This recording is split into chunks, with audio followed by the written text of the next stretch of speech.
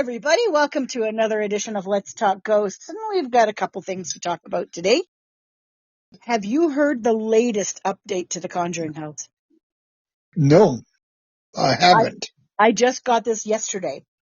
So Jacqueline Nunez has had her license not renewed. I wouldn't say it was revoked, but not renewed to continue operating the Conjuring House.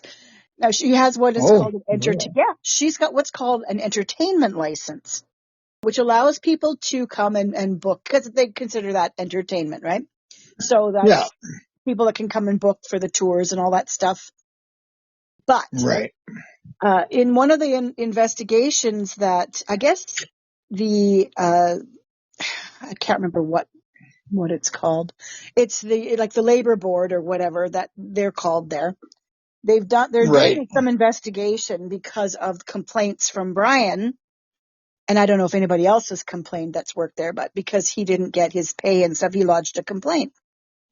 Well, they've discovered that she hasn't been paying workers' comp since May. So they have issued a cease and desist pending getting your workers' comp up to date. In the meantime, so right there, she's not supposed to be operating, but she has been. Then she was due to have her license renewed. Wait till you hear this.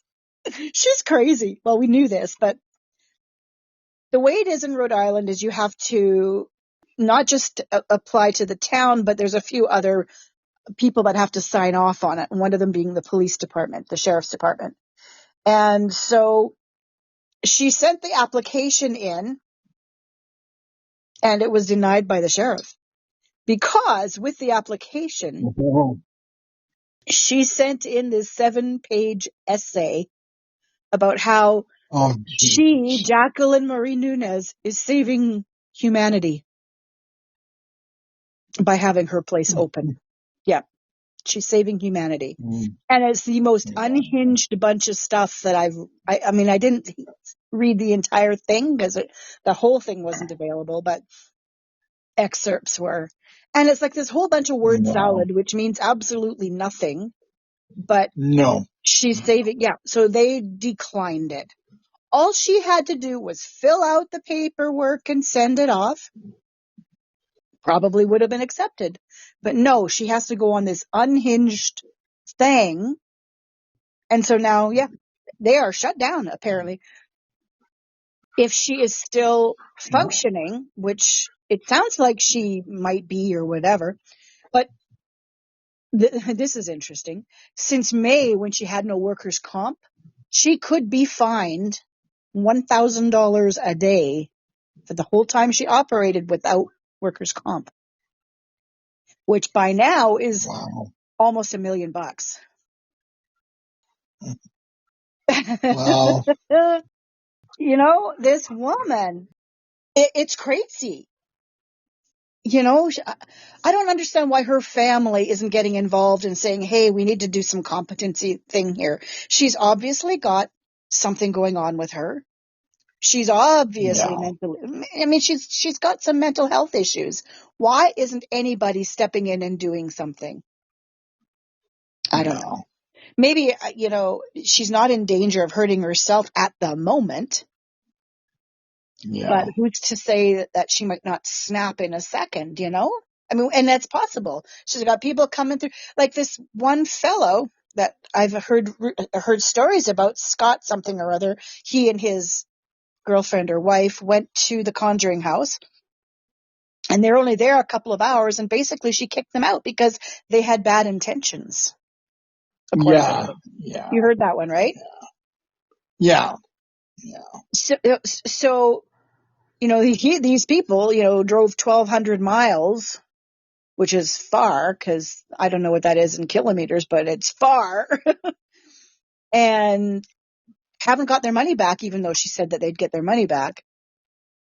But she wouldn't leave them alone while they were trying to do their investigating. She kept coming back, and saying they had bad intentions. Oh, boy. Yeah. So, what happens if, you got to think, what happens if something in her head, one of the ghosts said they're going to kill you, you got to defend yourself. And she comes at them unexpected with a weapon. Like, you don't know. You don't know. Yeah. If she's believing You these don't. voices in her head, those voices could be telling her anything, because she's got schizophrenia or something going on. Yeah. If she's hearing voices, wow. Yeah, I don't know. Yeah. And so far, Jason Hawes has not filed any lawsuits or anything, but he is thinking about, she's continuing to harass him and his family constantly, even though she's not supposed to, but constantly sending out emails and stuff. He doesn't post as much about it because, I think he's pretty much a stand-up guy, and he doesn't want to get involved with the mental health issues and everything, although he's trying to warn people not to book there because you're not going to get your money back. Yeah. And that's the biggest thing. You're going to run into issues. You're not going to get your she's money not back. going to pay her people. She's not going to give you your money back, Yeah. And I think people, the fan base, they're so excited about, we get to go to the Conjuring House, which, isn't really haunted in the first place, but whatever. Then they're not thinking with their head. They're thinking with their heart, their desire to go there and see it in person, And that's the sad part. That's the sad part. So the Conjuring House, do not book there right now. It is a mess until it's sorted out and the owner is either replaced with an actual manager who can operate the site while she gets her help, because she obviously needs help, or it changes ownership, which is another option as well. But I don't think she'll ever sell. At this point, no. I think she'll need to be forced to sell. So all she needs to do is hire somebody to take it over completely, give them access to everything, let them manage it, And the other thing we thought we would talk about today is we haven't revisited Project Fear in quite some time, since they came out onto YouTube, actually. And to be fair, you know what? I haven't watched them in a long time. Partly because we're so busy with other stuff. There is so much to watch on YouTube. Yeah. You start watching something and it's like going down a rabbit hole, and they show you something else that's cool and then something else that's cool. And it's like, oh, look at all that. So I haven't watched any Project Fear in quite some time until you and I were discussing it the other day. So I went and watched some, and so did you. Now, the one that we watched is their brand new road trip, and it's actually the international one that they promised way back when they were fundraising. Because I think they said if they made over X amount of dollars, they'd have this many,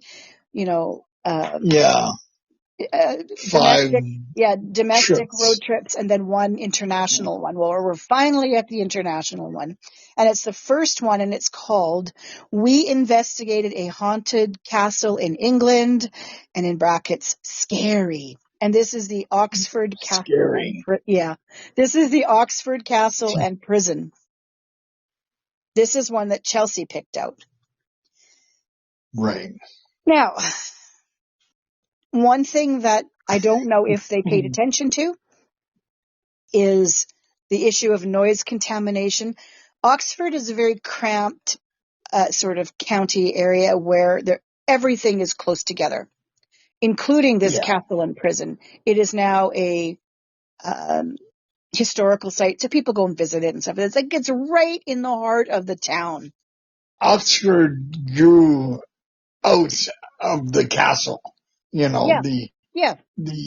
was the place that, they got factories there and a university there now, and there's so many things.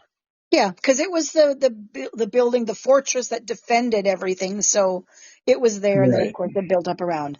Now this place has been there since the 1100s, I think they said. Yeah. So I don't think they took into consideration the noise contamination, because even in the dead of night, there's going to be people driving by and stuff and all kinds of things going on. So there's that.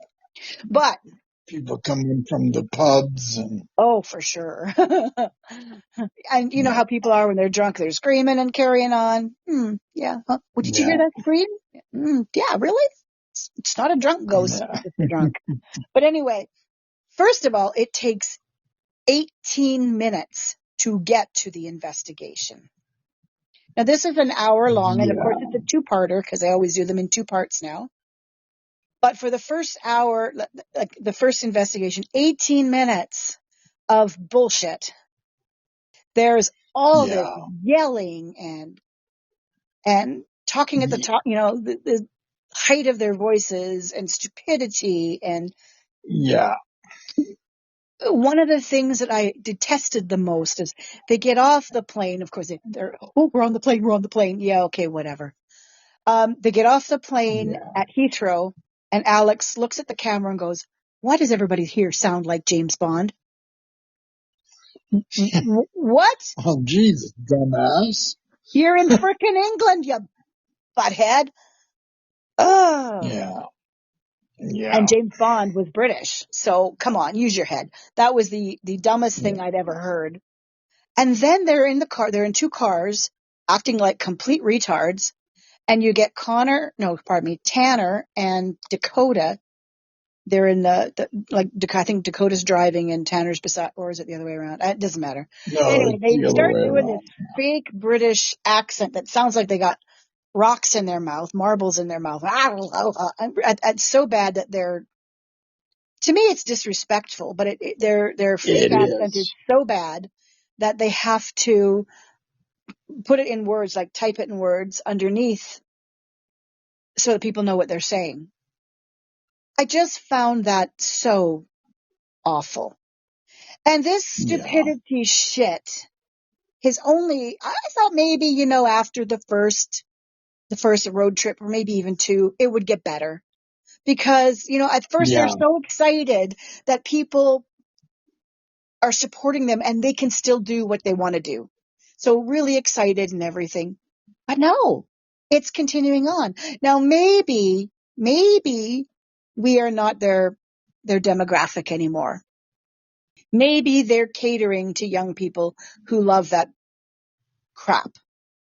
So if you're in the audience and you love that stuff, let us know, because, you know, this is just our take on it, and we're old, so we actually like entertainment, not bullshit, but that's us.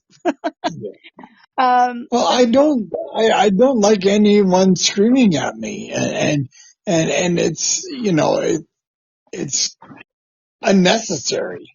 Yeah. To act like a fool. Yeah. You know? And if you go and watch an you actual, can have fun. Yeah. You can have fun, but don't be an ass. Yeah. You know, don't yell and, you know, scream and, you know, carry on like a clown. Like children. It's unprofessional. Yeah. And I actually did what you did. I went and watched an old episode of Destination Fear, which was on the network. Yes. And there is none of that in the Destination. No. I mean, the only thing they do that gets kind of silly is when they take their break and do something fun, like they go zip lining or the amusement park or something like that, which is totally fine. But still, it wasn't screaming at the camera. No, it wasn't to this level, was it? So I think without the adults in the room, these, 30-something kids are acting like children again. And I just don't understand it. I don't understand it. They also are plugging their fear gear, or not fear, their fear club. Like, it feels like every 5 minutes. Every time there's an opportunity to bring it up, they're bringing it up. Now, I get that they make money from their fear club. I get that. But, a few well-placed ads for it would be fine, rather than bringing it in all the time. Oh, you should go to join our fear club. No, I'm not going to join your fear club, because it's more of that crap. that I don't want to hear because I'm not stupid. And I'm not to say that people that join the fear club are stupid. I guess I just kind of said that they were, but I don't enjoy that kind of footage. And there apparently is more of it in the fear club. So, they're making ad money from the ads already that they have. Right. And then they also have sponsors now. So they have pre-recorded sponsor ads in with their stuff. And that's not considered the ads that YouTube puts them. So they're making money there, as well as money off the plays. And now they're plugging this fear club every 5 seconds, as well as their fear gear, the clothing line of stuff. So they are making money, which is good. I'm glad because, it keeps things going. I mean, everything is still filmed from a professional angle, which is good. There's nothing. Dakota knows his stuff when it comes to his filmmaking, but it's the antics. It's like, holy Jesus. I'm just so unimpressed. Will I keep watching? I don't know. I might watch the end of this road trip because it's the international and they're going to a lot of historic sites. And I like the history angle of it. Yeah. But for me, I will very likely fast forward over all of the crap to get to the actual site. Yeah. Yeah. And then I will unfollow because I won't be interested anymore. Yeah. And that's the sad part. It's so disappointing because I really like those guys. Yeah. And it feels like a complete letdown. Mm-hmm. Like I realize you're young and you got energy to spare, but harness it in other ways. They're adults. They're not children. Chelsea, for God's sakes, is an optometrist. So they're not, they're professional people, or at least they should be. And, she's the one that doesn't participate in as much of the BS as the boys do. A lot of times she's sitting back watching them, and I see that, But the guys, they just feed off each other something fierce to get more and more ridiculous. Yeah. I just, when you don't like something, why support it? And like I said, I'm getting to that point where I'm done. So hopefully they, I don't know if they're actually going to listen to this, but hopefully they do and listen to what some of their fans are saying, because I'm sure we're not the only ones that are fed up with that stuff. Yeah. It's dumb. Yeah. It's just dumb. Yeah. It's not even humor when you're making fun of the culture, the British culture. Yeah, they're in their country. Don't make fun of them. And this is the thing. Now, I'm not trying to diss all Americans because, I know a lot of you follow us. But this is the thing Americans are known for overseas. The lack of respect for other cultures other than their own. Yeah. And yes, they might speak the same language, but that doesn't mean you're the same culture. Just like when they come up to Canada. We speak the same language, but we are not the same culture. And that's the thing that they get really surprised at when they come up to Canada. It's like, oh, I didn't know you did that up here. Well, yeah, because we're not American, right? So it's like different cultures. And I just, you're absolutely right that the disrespect is off the charts with this group. Yeah. I don't think it's meant that way, but that's the way it comes across, and that's what they need to understand. I don't think they pulled the pin on reality somewhere. Like I said, no adults with the guardrails anymore, so now they're just all over the place. Somebody's saying, no, that doesn't sound very good. Change that up. Yeah, but, or let's cut that out. It's not necessary. You got 20 minutes of crap before you get to, not. And I feel like they're just filling time to get people to watch it so they can make more money with the ad revenues and whatever. That may or may not be true, but I wouldn't be surprised if it's filler. If it's filler. And if that's the case and they don't need that filler, they can put both episodes in one, right? Yeah. They don't need to have two separate episodes because it's just junk. Yeah. But that's what they do. So anyways. It's really a disappointment, Yeah. And, the investigation itself was shaky at best. They rely on the equipment more than because they're not investigators. Feelings. Because they're not investigators. This was supposed to be about fear in the beginning. Fear. It was supposed to be how people respond to fear. And it suddenly has become about investigating. Now, they're not investigators. They only know what they know from watching TV and for Dakota's experience with Ghost Adventures. And I mean, those investigators now are suspect as well. But anyway, this was supposed to be about fear. And there's so many other things they can do that are scary that would provoke their fear reaction. For example, roller coasters. Some people are very scared of them. I mean, you get strapped in, your chair is locked, and you go, and you can't get off. That's pretty good for fear. There's things that are frightening to some people, like, alligators, crocodiles, snakes. I mean, all that stuff. There are things they could do that do not have to have paranormal involved. But they have taken their whole paranormal's what? Yeah, but that's their whole brand now. Investigating the paranormal, making things scary, and it's not making things scary. I mean, the only time they're truly kind of nervous is when they're alone for their solo sleep sessions, which they don't really sleep. But that's it. That's the only time that they're actually kind of scared, and they're not exploring that aspect anymore. In the beginning, I thought it was a really cool thing. I really thought it was a different angle on it, and it was cool. But I mean, they don't even talk about being afraid anymore, really. No. So they've lost their way, I think.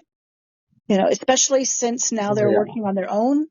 They've lost their way. They've lost what made them unique, what made them stand out from the crowd. Now they're just another paranormal group on YouTube.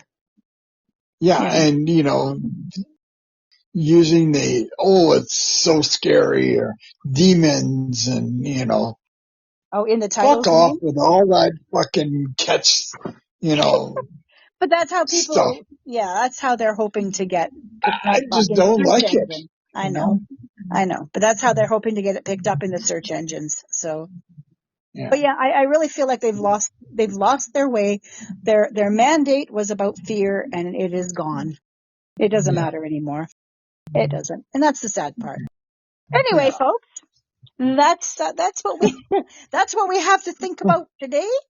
Conjuring House and Project Fear, and if you have any opinions, we would love to hear them. Drop them down below, or send us a message, and we'll see you on the flip side. And hopefully, because this is like the 3,000th time we've tried to record this episode, we've had lots of audio issues. Powers that be haven't wanted this issue to go out, so we're hopefully we don't have to do 3001 takes. So anyways, that's it for now, everybody. Hope you have a great day, evening, night, wherever you are in this great wide world. Happy hunting. Happy haunting. Bye now.